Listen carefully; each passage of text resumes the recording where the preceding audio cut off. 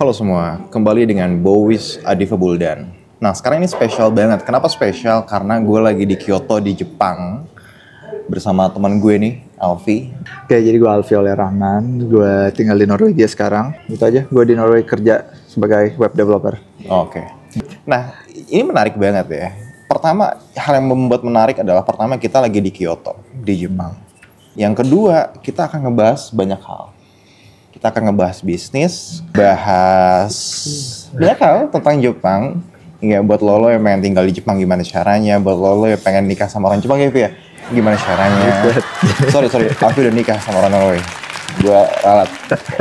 Iya oke. Jadi gini, gue pertama kali ke Jepang itu, ya, gue takjub banget dengan hospitality-nya.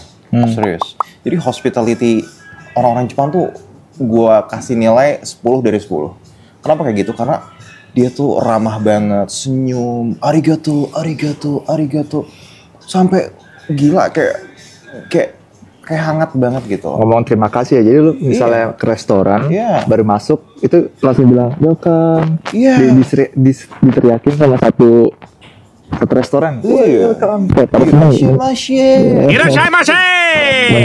Menyambut kedatangan lu. Bahkan sampai gue ke minimarket aja kayak 7-Eleven atau Family Mart, bilang setiap transaksi arigato. Jangan kan gitu ya, sampai ke apa tuh Subway ya, kita naik kereta aja, sampai penjaga tiketnya aja arigato. Iya. Dan gue penasaran ya, sebenarnya apa sih hikmahnya, hikmah? Apa sih imbas positifnya dari hospitality yang begitu bagus? Setelah gue coba analisis, coba gue telah lebih lanjut, ternyata hospitality yang bagus banget itu bisa naikin NPS, Net Promoter Scores, atau kepuasan pelanggan. Kepuasan si pengguna, misalnya lo pembeli di minimarket dan lo dapat hospitality yang bagus banget. Artinya lo akan berpotensi beli di minimarket yang itu lagi dengan brand yang sama. Karena udah nyaman, dan dibikin nyaman. Benar. Coba lo bayangin lo masuk Alfamart. Juga nggak masalahnya brand. Misalnya lo masuk suatu minimarket, ntar gue cut itu. Misalnya lo masuk minimarket, terus penjaganya mukanya udah kayak apaan tahu tuh, kayak gini, kayak jutek banget gitu ya, boro-boro ya. Kayak kemarin nih gue ke tempat ramen, gue jujur aja ya, gue kemarin ke tempat ramen halal ya di Kyoto sama teman gue nih, Alfi. Itu gue, mohon maaf nih, itu yang jaga orang Asia bukan orang Jepang. Maksud juga itu kayak orang Asia Tenggara, kayak mungkin Malaysia, Singapura atau Indonesia. Dan ya ampun men, dia nggak ramah banget. Kayak orang disuruh nunggu di luar dingin-dinginan, udah nunggu terus diselak.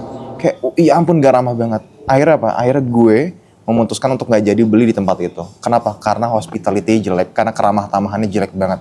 Lu bayangin, lu bandingin sama orang-orang Jepang yang keramah tamahannya tingkat lanjut. Orang baru pengen beli aja udah pasti mau beli gitu loh. Gila nggak efek samping dari keramah tamahan, lu bayangin ya, itu gila sih. Nah itu menurut lu gimana, Vi, tentang keramah tamahan di Jepang? Cuman SOP tapi kerasa kayak betul. Mungkin sebagian orang nganggepnya kayak sepele ya gitu, padahal itu hal yang luar biasa ya di sisi pelanggan. Itu kayak gila gue disambut men. Kemarin gue ke Universal Studio ya, baru selesai aja langsung ditepuk tanganin, prok. Selesai wahana men, kita nggak ngapa-ngapain, seakan-akan kita udah seakan-akan lu tuh orang hebat sedunia. Iya. Opini gue, kalau lu pengen bangun suatu bisnis atau suatu usaha, lu harus pastiin customer lo itu punya pengalaman terbaik. Lu harus kasih keramah tamahan yang bagus banget buat customer lo. Jadi bikin SOP yang benar gitu. Iya. Gimana cara buat usaha apa? Kalau lu kayak gimana? Kalau lu bakal nerapin hal tersebut? Ya kalau gue bakal nerapin ya, gue berusaha dari hulu ke hilir. Kalau kemarin kan kita debat capres sering dengar tuh hilirisasi. Gue nggak tahu suka ya dengan istilah hilirisasi, tapi it's fine. Jadi dari hulu ke hilir. Setuju banget tuh. Jadi dari depannya orang nanya-nanya ke customer care kita sampai dia beli produk dan dia after salesnya dia udah beli, terus dia tuh ngerasain pengalamannya enak banget gitu loh. Kayak contohnya kemarin deh gue ke Jepang ke Family Mart beli onigiri. Baru masuk aja udah irashimasu kayak ada dozo silahkan. Gue beli onigiri, gue bayar ke kasirnya. Arigato. Ya ampun. gue rasa-rasanya tuh abis keluar dari minimarket gue pengen balik lagi, pengen beli lagi. Saking senengnya men. Sampai kadang-kadang gue tuh suka gede rasa, suka kegeeran. Iya lu, gear banget aja. Yes. Nah itu deh hal-hal menarik di Jepang. Gue gak akan puas ya ngomongin Jepang sampai kapanpun karena menarik banget. Gue ngeliat banyak hal menarik dari sisi hospitality, orangnya bagus, terus kehidupannya bagus banget, bersih banget. Gue comparing sama Jakarta misalnya ya, gue cinta dengan negara gue, Jakarta tempat gue suka banget. Tapi kalau gue comparing, ya maksud gue kalau gue boleh kritisi, yang artinya supaya Jakarta bisa lebih baik, gue ngeliat kayak, ya ampun, Jepang sama Indonesia jauh banget ya ternyata ya. Di sini udah ada IoT, Internet of Things-nya tuh keren banget, tau gak sih? Sampai gue nginep di sini nih, di hostel ini, di tempat ini, lu tau ngebayangin, itu semua serba digital. Semua serba digital, sampai kasurnya mau dinaikin, mau diturunin, mau dijadiin sofa, atau lo mau matiin lampu, lo mau buat alarm, bikin alarm, itu nggak pakai suara, jadi lu alarmnya kasurnya keangkat, lu pasti bangun. Kalau nggak bangun itu nggak mungkin. Lu udah kebangetan kebo kalau nggak bangun. Jadi di Jepang, jadi di Jepang secanggih itu men. Gila. Secanggih itu, lu akan kaget banget pas pertama kali lu ke Jepang karena Jepang itu udah canggih banget. Dan yang gue takjub dari Jepang, lo tau via apa? Apa? Saling connectednya transportasi. Itu yang paling gue suka. Itu gila, jempol. Integrated banget transportasi Jempol. Kota lain. Kayak satu Jepang tuh integrated. Iya.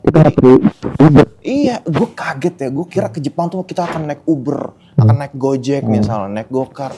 Ternyata nggak perlu, kita cukup jalan kaki dekat, cari subway, cari kereta. Semuanya saling terintegrasi cuy. Lu mau kemana-mana sampai gue keluar kota aja naik kereta. Gila, itu enak banget. Serius enak banget. Jadi itu bener-bener lu nggak butuh mobil, kayak lu nggak butuh alat transport kalau misalnya bawaan lu dikit gitu. Iya, mungkin lu kalau butuh mobil kalau udah punya keluarga dan lu pengen bawa anak lu yang bawa itu. Kalau lu masih bujang, masih pengen nyantai, gila kereta udah lebih dari cukup. Iya nggak, Vi? Itu benar-benar mewah banget. Maksudnya lu merasa bebas aja gitu. Iya. Betul. Mau kemanapun satu Jepang tuh tinggal jalan doang. Iya.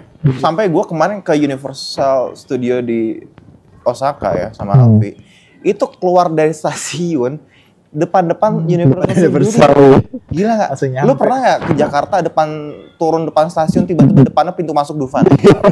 Bisa nggak kayak gitu? Turun stasiun di Jakarta nih, di mana di Ancol, tiba-tiba depannya pintu masuk depan. Bener-bener literally depannya pintu masuk Universal sekeren itu Jepang.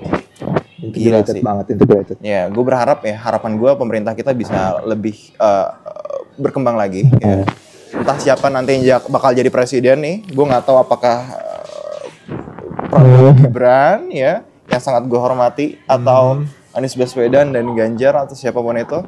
Gue berharap mereka bisa jadikan Indonesia jauh lebih baik. Amin. Ya, amin.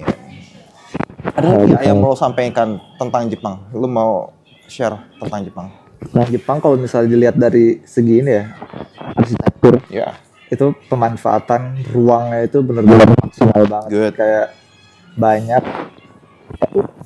desain pintu atau desain ruangan benar-benar memaksimalin hal tersebut berfungsi gitu. Jadi kayak emang benar-benar nggak ada mubazir tempat gitu nggak ada. Itu menurut gua itu benar sesuatu di Jepang. Betul. Dan gua ngomongin arsitektur ya, gua sempat enggak juga. Gua sempat kaget ya. Kan gua nginepnya di hostel juga. Sampai gua cek semua tempat nih. Gua cek di stasiun kereta, gua cek di minimarket, gua cek di rumah makan sederhana, gua cek di rumah makan mewah, gua cek di semua tempat di mall. Yang gue kagum itu juga kamar mandinya. Oh iya, gila bersih. Kamar mandinya bukan cuman bersih, itu toilet ya. Itu jamban ya, itu jambannya canggih banget. Lu duduk itu udah panas tuh itu loh. Pas lu duduk itu anget dan nyaman dan canggih banget, dan itu rata semuanya. Hampir semuanya yang gue lihat ya. Sampai gue ke rumah makan sederhana ya di Osaka. Cari rumah makan yang terpencil terus ngecek toiletnya. Ya Allah, pas buka aja itu lampunya nyala otomatis, terus semuanya bersih. Gua kagum banget. Gua harap Indonesia bisa sekeren itu sih ke depannya. Kagum banget. Nah, Dan yang hal yang aneh itu cari tempat sampah tuh susah banget. Betul. Ini nggak ada tempat sampah mau buang tuh mesti cari convenience store dulu kayak Family Mart atau 7-Eleven. Tapi anehnya nggak ada sampah bertebaran. Apakah? Kenapa tuh? Ya menurut gue mereka kulturnya ya orang-orang Jepang tuh udah aware gitu bahwa lingkungan bersih akan berdampak kepada dirinya. Lingkungan yang bagus akan berdampak kepada kejiwaan mereka juga. Makanya lo lihat di Jepang tuh bersih banget. Bukan cuma peran pemerintah kan. Itu rakyat setiap individual tuh punya rasa memiliki apa namanya bahwa itu ya tempat bersama gitu. Betul. Jadi lu tinggal sampai kantongin dulu lah gitu. Betul. Gue setuju banget. Sampai kita tuh kayak abis makan itu kita yang beresin sendiri. Iya kan. Sampai segitunya. Jadi kita nyari tempat sampah tuh susah banget di Jepang. Aku juga gitu sih. Nah, iya, apa juga. Emang kalau makan habis makan gitu bersihin sendiri kalau misalnya itu kayak fast food gitu ya. Iya. Tapi kalau urusan sampah sih Jepang lebih unik ya, lebih bagus ya. Ke Jepang ini tadi mikirnya ya, kan gue baru pertama kali Jepang ya. Udahlah pakai hotel aja lah. Kan yang paling simpel kan kalau ke negara lain kan pakai hotel ya. Tapi teman gue nih Alfi dia lebih karena sering keliling Eropa pakai hostel ya. Yang harganya jauh lebih murah. Misal hotel semalam 2 juta, 3 juta. Di Jepang mahal-mahal cuy hotel. Hostel cuma 500 ribu, 600 ribu, 700. Dan lu kira dengan harga yang murah terus jelek gitu ya? Padahal enggak kan. Itu mewah. Gila. Hostel yang harganya murah. Mungkin kalau di Indonesia hostel agak kumuh ya. Tapi kalau di Jepang hostel ya ampun men. Gila men. Keren banget. Gimana emang dirawat gitu di hostel ya. Betul. Walaupun tempat bersahabat tapi kita dapat privacy Betul. Ini sampai gue nih, lu lihat kan backgroundnya keren banget. Ntar gue bisa ngasih lihat ke lu semua nih. Wilayah ini keren banget. Ya, ini hostel men. Ini bukan hotel. Ini hostel dan harganya murah meriah. Dan salah satu fasilitasnya mewah sampai ada fasilitas IoT, Internet of Things. Ya, udah canggih itu men. Gila. Jadi kalau lo emang ke Jepang, lo pengen backpacker, lo pengen dapat lebih murah, cobain pakai hostel. Ya dan jangan beli JR Pass. Pakai Suica. Lo nggak tahu kan apa itu Suica? Ntar follow makanya Instagram Alfi biar lo tahu apa itu Suica. Canda deh. Dan bayar nih di Jepang tuh yang gue koin. Kasih tahu apa yang lo benci banget di dunia ini, Vi. Hal favorit gue tuh koin. Gue juga kaget. Koin tuh bener-bener dipakai ya. Gue kaget banget ya. Kan kalau gue di Jakarta biasanya kan cashless ya. Gue nggak pernah bawa dompet, nggak pernah bawa duit cash. Semua cuma bawa HP doang. Ya, dan gue bayar pakai GoPay, QRIS, dan lain sebagainya. Nyampe Jepang, lu bayar pakai cash, dapetnya koin men. Iya, kembalian tuh koin. Jadi orang-orang pada koin. Lu harus punya dompet khusus buat koin. Kalau nggak tuh berceceran dan hilang. Bener. Nah, tapi kalau hilang tuh bisa mahal juga kan? Iya. Lu kira kayak gini deh, 100 yen aja lu kira itu kayak 100 perak kah? Lu mikir kayak 100 yen paling 100 perak. Enggak men. 100 yen itu sekitar 10.000, sudah 1.000. Dan 1.000 yen itu 100 ribuan. Iya. Gede loh. 100 yen itu gede loh. Itu tidak bisa diremehkan. Jangan diremehkan, jangan pernah meremehkan koin. Nah, salah satu hack yang gue temuin itu adalah kalau misalnya lu punya banyak koin dan lu pengen menghilangkannya, itu lu ke 7-Eleven pakai itu semua koin. Soalnya di situ ada kayak cara bayar itu kayak otomatis gitu ya. Lu tinggal celupin, cemplungin tuh koin semua. Betul. Dan nggak usah satu-satu, langsung semua lu taruh gitu. Betul. Nanti otomatis kehitung ya. Kalau ada kembaliannya balik lagi gitu. Betul banget. Gue setuju tuh. Itu hal yang paling gue suka dari koin. Gue mau ngomongin tentang katanya kan kita diproyeksikan. Ada proyeksi yang mengatakan bahwa Indonesia emas itu adalah Indonesia di tahun 2045. Kalau kata seorang guru besar UI, gue gak bisa sebut namanya. Jadi 2045 itu katanya orang-orang yang udah tuir-tuir kan udah ganti generasi lah gitu ibaratnya. Jadi sisanya anak-anak muda yang sekarang yang cemerlang itu maju di tahun 2045. Ya maksud gue kayak make sense aja ya kayak anak-anak milenial kan sekarang kritisnya minta ampun ya. Critical thinkingnya mereka tinggi ya. Dan gue salut sih sama anak-anak sekarang Gen Z, millennials yang critical thinkingnya bagus banget. Ya gue berharap benar-benar mereka bisa mengubah bangsa sih. Ya, karena orang-orang yang udah tua itu yang mereka sudah, sebagian dari mereka mungkin ada yang terkontaminasi dengan hal-hal yang nggak baik. Mungkin nantinya bisa digantikan dengan anak-anak muda yang masih pure, masih murni. Oke. Gitu lah. Nah, lu gimana nih kalau misalnya orang mau mulai bisnis? Oke.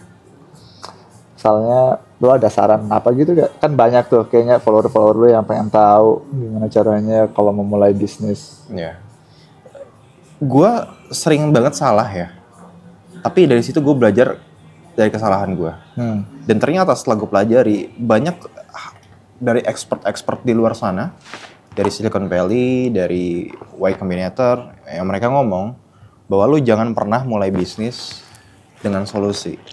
Jadi lu nawarin solusi nih, ya. Tapi lu selalu mulai bisnis itu dengan masalah. Iya. Jadi ada masalah dan baru lu bawa solusinya. Dan orang itu siap untuk bayar hal yang lu bawa itu. Jadi intinya cari masalah, cari masalah. Iya, lu bisa nyari masalah. Lu bisa cari masalah, bisa buat masalah, terus bikin solusi. Benar, itu salah satunya. Kayak gangster. Iya, kayak gini deh, kayak virus deh. Virus kan diciptakan kan? Virus diadakan di komputer, kemudian orangnya bikin antivirus. Ya. Iya kan? Masalahnya di-create, orang bikin solusinya. Iya. Gitu. Simpel aja. Regulasi dibuat sulit, kasih jalan tengah. Ya kan? Gitu. Jadi ada regulasi-regulasi yang dipersulit, kemudian kasih solusi nih, kalau mau cepat pakai ini aja. Itu. Iya kan? Itu bisnis, apalagi. Iya kan? Soalnya gini, kemarin gue sama Alvin ini ke Universal Studio di Jepang. Ya gue salut banget sama Jepang. Kenapa? Karena yang pengen ke Universal Studio Jepang itu orang-orang Jepang semua. Dari seluruh daerah ya. Ke Osaka buat ke Universal Studio. Dan itu rame banget. Gue ngantri aja ya. Satu wahana bisa sampai 2 jam, Fe. Iya. 2 jam satu wahana. Tapi Jepang ngasih solusi. Itu kan masalah. Lu bayangin. Siapa sih orang mau ngantri sampai 2 jam? Masalah nggak, Fe? Masalah banget. Masalah banget kan. Orang capek. Waktunya terbuang. Nah, Jepang ngasih solusi. Di situ ngasih solusi. Ada nih solusinya nih. Lu kalau mau cepet, jalur cepet, fast track, lu bayar $85. Ya. Ekstra. Jadi lu ngalahin orang-orang yang ngantri sampai ratusan, lu cuman ngantri cuma 5, 6, 7, 10 lah. Jadi orang-orang ngantri 2 jam, lu cuma ngantri 5 menit. Itu bagus nggak? Itu bagus banget. Bagus banget. Iya. Jadi gitu. Jadi intinya cari masalah. Iya, masalah. Ada masalah, orang ngerasain masalah dan lo kasih solusinya. Gitu. Benar. Gitu sih. Itu paling fundamental ya. Karena ngapain tiba-tiba kita ngepen solusi, taunya permasalahan tersebut nggak valid. Bener banget. Ternyata nggak ada yang make gitu. Nggak ada yang ngerasa itu masalah. Kadang-kadang kita ngerasa, oh ini masalah nih. Wah, kasih solusi lah. Padahal masalah yang kita buat-buat aja. Orang lain nggak anggap itu masalah. Ya. Jadi masalah yang benar-benar real. Gitu. Nah, cara cari masalah tuh.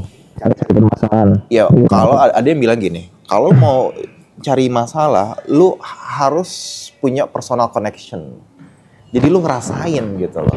Jadi lebih cari diri sendiri ya, personal experience. Iya, banyak yang bilang gitu. Jadi karena lu tuh ngerasain itu, misalnya kayak lu kejebak macet di Jakarta, lu ngerasain nih, ih gue gedek banget ya nih, jalan bentar lagi nyampe, nungguin 2 jam gara-gara macet. Kan masalah lu alami kan.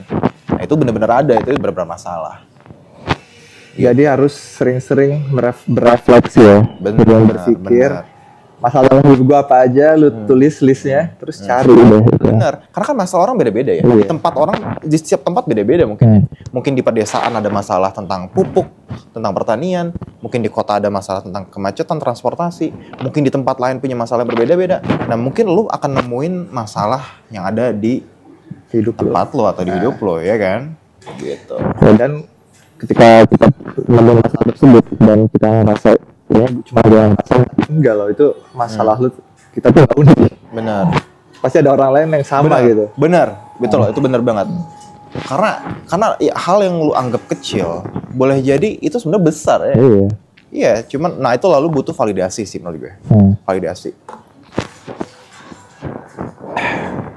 Gimana cara validasi? Cara validasi, ya lu lempar itu kan, lu pengen tahu nih ini masalahnya beneran nggak? Iya. Ya kan? Benar. Nah lu buat solusinya udah ada nih, solusi kita sebutnya MVP ya, solusi santainya lah, solusi sederhananya gitu. Ini gue udah ada solusinya, misalnya gue lempar deh ke pasarnya, gue cobain orang-orang pada make nggak, terus seandainya mereka makanya berapa banyak, terus make lagi nggak. Nah dari situ kan lu bisa ngeliat ada datanya, oh ternyata yang make itu banyak dan berulang sampai 30%, 35%, artinya ini benar-benar ada masalah dan solusi lu kepake. Tapi ternyata pas lu lempar ke market nggak ada yang make, atau yang make cuma seemprit dikit banget, dan nggak ada retention rate, nggak ada yang make lagi. Wah itu artinya there is no product market fit, benar-benar nggak ada masalah. Ya, mungkin orang yang belum ngerti gimana tuh cara ngelempar ke market. Caranya lu bisa nyari ya, lu bisa nyari, pertama lu harus nentuin dulu target pasar. Nah itu dia. Iya, target pasar lu. Ini solusi, iya lu solusinya. Lu kira nih minuman ini buat semua orang. Seandainya gue bilang ini minuman dengan gelas ini taruhlah misalnya soda ya. Ini bisa buat semua orang nggak? Bisa aja. Nah kalau lu bilang bisa, seandainya gue kasih bayi bisa nggak? Nah, nggak bisa. Nggak bisa. Artinya nggak mungkin bisa buat semua orang. Nggak ada suatu hal yang semuanya bisa. Benar-benar. Artinya lu harus benar-benar cari tahu ini bisa buat siapa. Jadi benar-benar detail kayak dari age groupnya siapa, terus psychology conditionnya kayak gimana, bener. Kapan mereka membutuhkan produk bener. ini. Jadi lu tahu mau cari kemana tuh, bener. Orang kayak gitu. Bener. Nah, pas lu udah tahu cari kemana, ya lu datengin terus lu nih, lu punya solusi. Dan lu interview kan, lu tanya, lu kira-kira bener nggak? Karena produk yang lu tawarin bisa jadi memang dibutuhkan, tapi belum sempurna. Ya, nah dengan lu nanya ke pasarnya, ke orangnya, lama-lama lu akan bisa memperbaiki produk lo dan akhirnya lo bisa berkembang. Gitu. Bener banget tuh. Bener. Jangan lupa follow IG gue. Iya, follow IG dia Boys Buldan. Iya, Boys Buldan ya. Nah, ada yang pernah nanya ke gue gini. Gue ini memang mentalnya tuh bukan mental pengusaha. Ada yang bilang gitu. Apa? Pegawai. Gue nanya nih, kenapa orang tersebut bilang lu punya mental pegawai? Iya, jadi bukan dia bilang gue punya mental pegawai, dia bilang dirinya. Dirinya sendiri. Iya, dia bilang dirinya itu bukan mental pengusaha, tapi memang mental pegawai. Karena dia udah settingan pegawai, tapi bukan settingan pengusaha. Nah, menurut lu bener nggak sih kayak gitu? Punya mental. Menurut gua, jadi dia anggap dari lahir dia emang udah ditakdirin udah jadi pegawai aja deh. Menurut gue mindset itu bisa diubah. Ya. Karena gue percaya sama yang namanya growth mindset. Ya, menurut gue bener yang Alfi bilang. Jadi growth mindset ya. Fixed mindset itu a bit dangerous ya, agak berbahaya. Jadi sebenarnya lu bisa punya growth mindset ya. Jadi lu nggak ada tuh namanya orang tetap dari memang lu sebelumnya mungkin pegawai dan lu akan jadi pegawai seumur hidup, belum tentu. Lu bisa jadi apapun. Iya nggak? Lu bisa jadi apapun. Lu bisa jadi apapun. Lu nggak masalahnya lu jadi pegawai dulu, misalnya lu belajar, ngasah skill lu, terus nge-build kapital lu, nge-build tabungan lu biar lu bisa ngambil risk yang lebih besar. Benar. Personal itu gue yang gue lakuin sekarang dan ya itu sah-sah aja. Padahal semua itu butuh waktu. Kayak orang itu beda-beda posisinya kayak gimana. Menurut gue ya kalau lo emang belum melalui proses itu ya take your time gitu. Iya. Lo nggak bisa. Berharap. Iya, maksud gue tuh kayak cepet-cepet. Gak ada kata terlambat sih. Gak ada kata terlambat. Lu mau umur berapa pun kan kita udah lihat tuh kayak pendiri KFC aja kan dia 70 tahunan ya. Dia baru sukses di umur berapa? Kayak J.K. Rowling dan lain sebagainya. Orang-orang itu kan banyak orang-orang yang suksesnya tuh pas udah tua. Iya, ada memang yang muda, Mark Zuckerberg dan lain sebagainya. Tapi ada, jadi semua kesempatan ada. Lu masih muda bisa, lu udah berumur bisa, lu mau kapanpun bisa. Tinggal keinginan dari lu nya aja. Kalau lu nggak punya mindset yang baik, lu anggap gue nggak bakal bisa, bla bla bla. Ya itu akan kembali ke diri lu sendiri. Gitu. Itu menarik banget sih itu. Pokoknya jangan sampai melimit diri lu sendiri. Bener, jangan ngasih batasan buat diri lu. Itu bahaya sih. Ngasih batasan buat diri lu, gue nggak bakal bisa ini, nah itu salah tuh. Itu akan membahayakan diri lu sendiri. Ya, makanya menurut gue berkali-kali gue bilang tuh, itu penting banget ya. Banyak expert juga bilang, ya ada papernya juga banyak. Lu harus kelilingi diri lu dengan orang-orang yang baik, kan. Penting banget. Kalau lu pengen berubah menjadi lebih baik, lu harus kelilingi diri lu dengan orang-orang yang baik. Yang mau diajak maju bersama, yang mau berkembang lah, yang bukan mediocre lah. Gitu. Mungkin ini kesana kayak belagu atau bagaimana. Menurut gue, kalau lo mau berkembang, lo harus kelilingi diri lo dengan orang-orang yang hebat. Ya, mungkin lo lebih perjelas tuh maksudnya mediocre gimana? Apakah dari cara berpikir apa gimana? Ya, kalau ini subjektif ya. Ini mungkin subjektif. Menurut gue mediocre itu orang-orang yang rata-rata aja. Gitu. Artinya dia tuh cuma ngikutin arus, ya, menjadi ekor bukan kepala. Ya, trennya ke sini dia ke sini, orang-orang ke sini dia ke sini, orang-orang ke situ dia ke situ. Dan dia kayak nggak punya tujuan hidup, cuma ngikutin arus aja, going the flow. Kayak udahlah, gue gini aja sampai tua, sampai seumur hidup gue gini aja. Ya, jadi kalau ke bawah gue ke bawah, dan dia kayak pasrah aja gitu loh. Dia nggak mau berjuang untuk menjadi lebih baik. Ya, orang-orang yang nggak punya tujuan hidup, yang nggak mau bermimpi besar, ya lo hidup satu kali doang, men.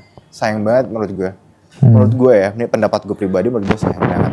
Karena kalau orang lain bisa, kenapa lo nggak coba juga? Kenapa lo nggak gantungkan mimpi lo setinggi langit? Sebagaimana Soekarno pernah bilang. Soekarno kan? Bukan Soeharto. Canda, gue bercanda. Soekarno. Gitu. Oke. Gitu ya. Ya menurut gue kalau tentang mediocre, ya, gue lebih ke pemikiran sih. Kayak lu bisa aja lu decide for yourself kalau lu pengen jadi seperti itu. Tapi menurut gue yang mediocre itu kayak orang yang nggak bisa ngeliat kalau itu bisa berkembang. Gitu. Tapi kalau misalnya ada orang mungkin lu pernah lihat sih kayak film-film yang ada orang kaya atau putri raja atau gimana, dia mau jadi orang biasa-biasa aja. Tahu gue itu asli. Kayak sekarang Pak Inggris, itu dia mau jadi orang biasa-biasa aja kan. Nah itu mungkin kayak emang dia secara aktif memilih itu. Iya, menurut gue kalau itu justru kalau gue pandangan ya, gue berpandangan ya, ada orang-orang yang kayak mau kayak keluarganya Do Flamingo gitu ya. Dari Tenry Beatles terus jadi rakyat. Itu kan mungkin dalam definisi lo itu gimana tuh itu bukan mediocre, itu beda. Karena tergantung niatnya juga. Bisa jadi dia turun dari bangsawan gitu, tujuannya baik. Dia pengen berjuang dari bawah. Dia memang udah lahir dengan orang keluarga kaya, tapi dia pengen berjuang dari bawah, pengen nyobain, pengen ngerasain perjuangan itu gimana. Jadi dia ngerasain perjuangan, dan itu tergantung niat sih ya. Beda lagi, yang bisa jadi yang lu bilang benar juga. Pemikiran kalau dia nggak mau berkembang, gitu. Ya menarik lah. Gimana pendapat kalian? Ya, tulis di komen. Tulis di komen. Jangan lupa follow yang ini. Follow yang itu. Follow yang ini aja. Oke. Menurut lo kapan kita harus memulai bisnis? Kapan waktu yang tepat sih? Makin muda makin enak gak sih? Makin muda makin enak ya, menurut gue betul. Karena lo gagal pun lo nggak gagal banget. Iya, maksud gue kan belajar gitu. Iya, nggak ada yang hilang banget lah. Iya, keluarga nggak berantakan, maksudnya tanggung jawab masih sedikit. Betul. Masih bisa ngandelin orang tua dikit-dikit atau seenggaknya artinya lo harus ngukur itu semua kan. Iya. Dari sisi resiko, opportunity cost-nya juga dan lain sebagainya, lo harus ukur. Iya. Semua harus diukur. Kan bukan berarti kalau lo udah punya kerjaan tetap, terus udah gue resign terus gue bangun bisnis. Iya. Bukan berarti gitu. Bukan berarti gitu. Lo harus tahu. Ya lo harus syukur dulu kan. Lo validasi dulu nih bisnisnya bakal jalan atau enggak. Jangan semerta-merta langsung keluar resign terus buat bisnis. Follow your dream. Lo lihat dulu kan. Jangan sampai pas lo keluar ternyata pekerjaan lo yang gajinya udah bagus, hilang terus bisnis lo ternyata nggak jalan. Terus nggak tahu hidup dari mana. Itu sayang sih. Jangan. Jadi lo harus validasi dulu sih. Menurut gua sih kalau misalnya kayak gitu, lo harus punya namanya emergency fund gitu. Kayak kayak berapa bulan pengeluaran lu. Misalnya lu udah mau bisnis, mungkin setahun lu udah tahu pengeluaran lu udah keluar itu selama 12 bulan tuh udah kayak bebas gitu ke situ. Betul. Emergency fund ya. Tuh. Oh, lo harus perhitungkan juga tuh. Kalau lo mau buat bisnis, lo harus perhitungkan dari sisi resikonya juga. Resiko. Nah, ya, dan dari sisi kehidupan lo juga. Ya, semakin lo muda, kemungkinan lo ya semakin kecil. Iya, nggak ada masalah. Nggak ada masalah, resiko. Betul. Tapi bukan berarti lo nggak bisa ngambil resiko ya. Namanya juga bisnis pasti ada resiko. Lo ya tabrak aja. Tapi lo harus hitung-hitung juga lah. Gitu. Sebenarnya gimana cerita ukur resiko sama reward. Jadi kayak misalnya kalau rewardnya lebih besar jauh daripada risk yang lo ambil, nah itu baru worth it.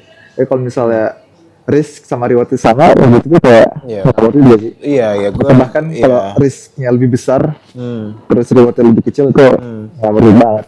Betul. Ya lagi-lagi lihat datanya kan. Iya. Lagi-lagi lu lihat data driven. Lu lihat datanya.